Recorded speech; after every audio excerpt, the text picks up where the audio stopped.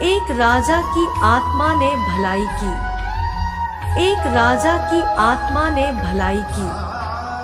आज मैं आपको एक राजा के बताने जा रहा हूँ जो भारत देश में मुई थी, जिसे हम कभी सोने की चिड़िया कहते थे। लेकिन अंग्रेज लोगों ने हम आरा सारा सोना भारत से लूटकर अपने देश ले गए। लेकिन अभी भी भारत के कई हिस्सों में प्राचीन समय का बहुत सा खजाना गड़ा हुआ है, जिसे चोरी हो जाने के डर से जमीन में गाड़ देते थे और उनकी मौत के बाद वो सोना चांदी कहीं धरती के गर्भ में गड़ा हुआ रहता था। ऐसा ही एक घटना मध्य प्रदेश के दांगड़ जिले के डोंडिया खेड़ा गांव में हो रही है, जहां के एक आदमी को एक आत्मा ने बताया कि इस हवेली के नीचे सोना चांदी गड़ा हुआ है।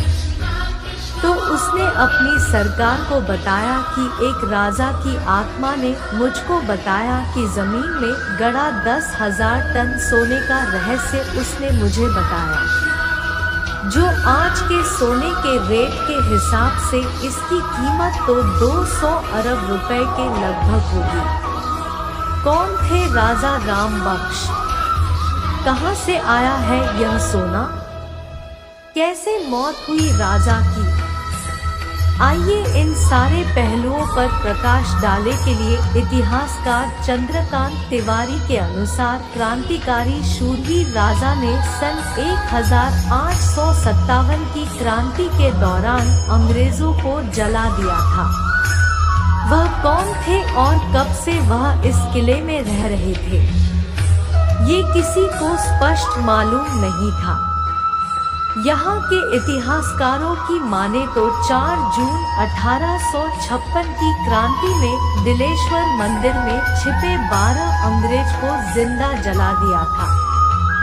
इसमें जनरल डीलाफोर्स भी मौजूद थे। कहा जाता है कि राजा चंडिका देवी के बहुत बड़े भक्त थे।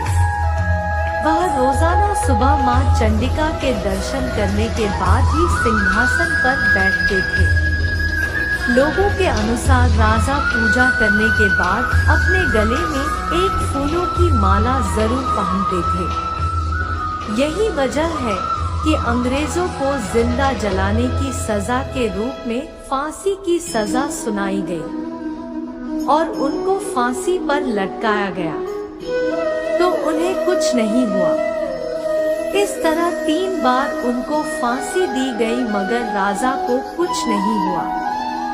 तब राजा राम बख्श सिंह ने अपने गले में पड़े फूल की माला को उतार कर फेंका और यमुना से अपनी आगोश में लेने की प्रार्थना की। उसके बाद जब अंग्रेजों ने उनको फांसी पर लटकाया, तब उनके प्राण शरीर से निकल गए थे और उस इंसान को जिस आत्मा ने बताया था, वो आत्मा वही होगी। इसके बाद उस आदमी को थोड़ा बहुत रुपया मिला और सारा खजाना सरकार को मिल गया।